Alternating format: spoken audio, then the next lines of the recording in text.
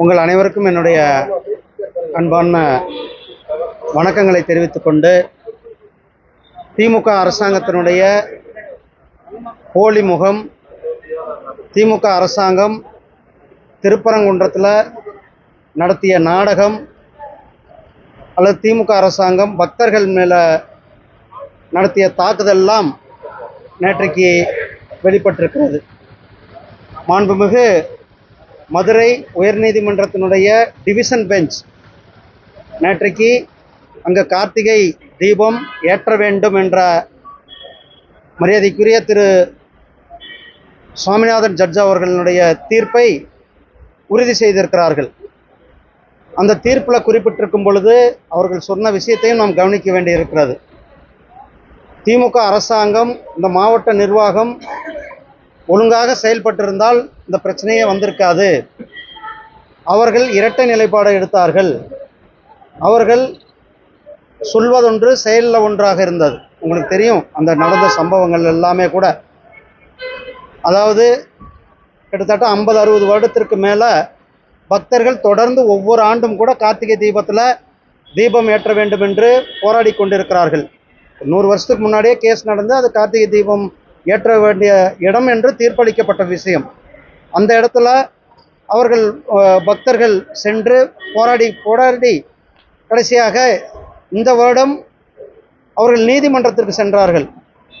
மாண்புமிகு சென்னை உயர்நீதிமன்றத்தினுடைய மதுரை கிளை நீதியரசர் திரு GR சுவாமிநாதன் அவர்கள் ஒரு வரலாற்று சிறப்புமிக்க தீர்ப்பை கொடுத்தார்கள். அந்த தீர்ப்பில் பக்தர்களுக்கு உரிமை இருக்கிறது, பக்தர்கள் அங்கு சென்று சாமி கும்பிட வேண்டும் அல்லது கார்த்திகை தீபம் ஏற்றுவதற்கு அனைத்து உரிமையும் இருக்கிறது என்பதை வலியுறுத்தினார்கள்.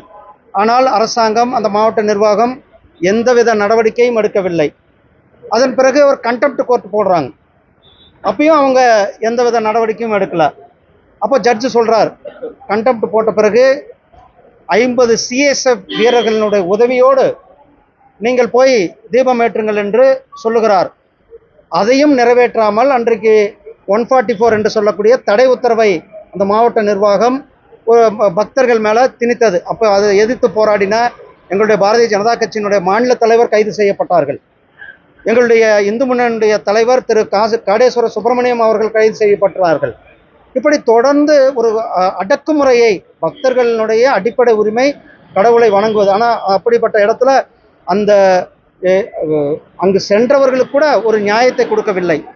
அதை எதிர்த்து ஒரு பக்தர், பூரணச்சந்திரன் என்ற பக்தர் தீக்குளித்த சம்பவம், தற்கொலை நடந்து கொண்ட சம்பவத்தையும் கூட அதற்கு யார் பொறுப்பேற்றிருக்க வேண்டும்? ஸ்டாலின் அவர்கள் பொறுப்பேற்க வேண்டும். அந்த குடும்பத்தை, குழந்தைகளுக்கு பதில் சொல்ல வேண்டியது கட்டாயம் ஸ்டாலின் அவர்களுக்கு இருக்கிறது. அந்த கட்டாயத்தினுடைய ஸ்டாலின் இருந்து கொண்டு இருக்கிறார்கள்.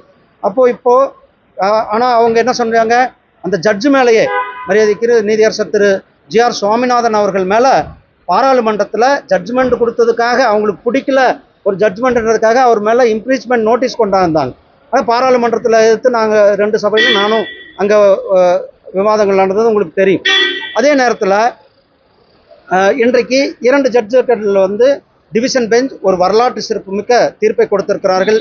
திமுக அரசாங்கத்திற்கு இது ஒரு எச்சரிக்கை. இந்த தீர்ப்பை நடைமுறைப்படுத்த வேண்டும்.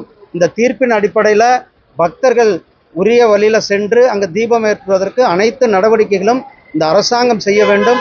இல்லையென்றால் மக்கள் சரியான நேரத்தில் சரியான திமுகவுக்கு பாடம் பூட்டுவதற்கு நேரமும் குறிப்பிட்டப்பட்டிருக்கிறது. தேர்தல் வர இருக்கிறது. அவர்கள் முருக பக்தர்கள் காத்து கொண்டிருக்கிறார்கள் திமுகவை வீட்டுக்கு அனுப்புவதற்கு.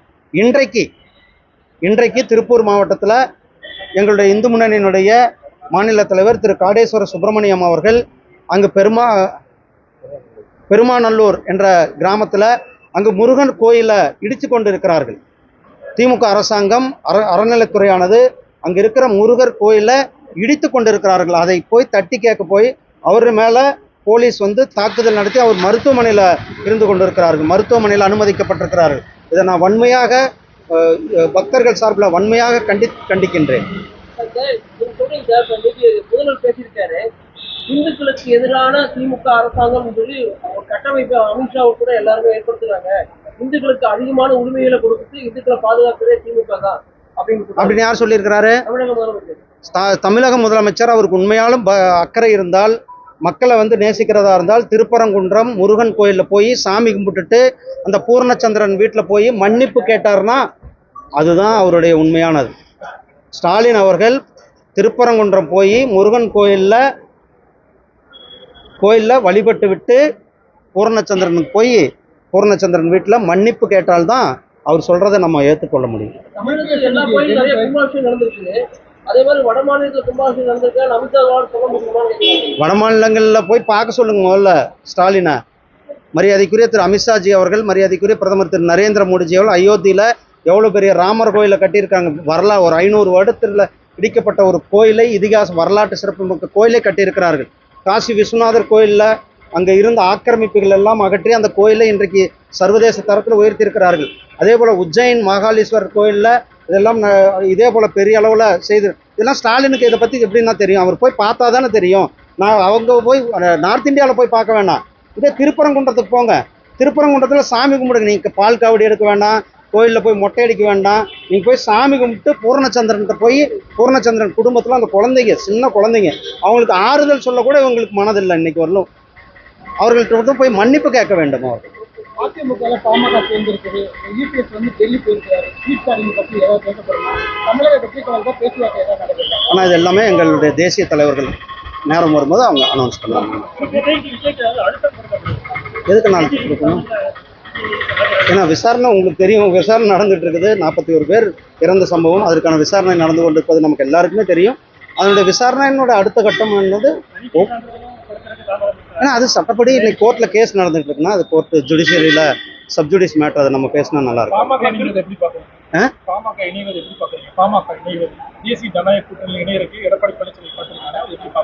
ஆனால் அது ஏற்கனவே எங்கள் தேசிய ஜனநாயக கூட்டணியில் தானே இருக்கிறாங்க. நாங்கள் அதான் நான் ஏற்கனவே இருக்கிறார்கள். நாங்கள் 2024 பாராளுமன்றத்தில் இணைந்து நாங்கள் பாராளுமன்ற தேர்தலை சந்தித்தோம். அவர்கள் இருப்பது எங்களுக்கு இன்னும் ஒரு கூடுதல் பலத்தை கொடுக்கும். அதுவும் அவருக்கு திமுக செய்கிறதெல்லாம் பிடிச்சிருக்காது.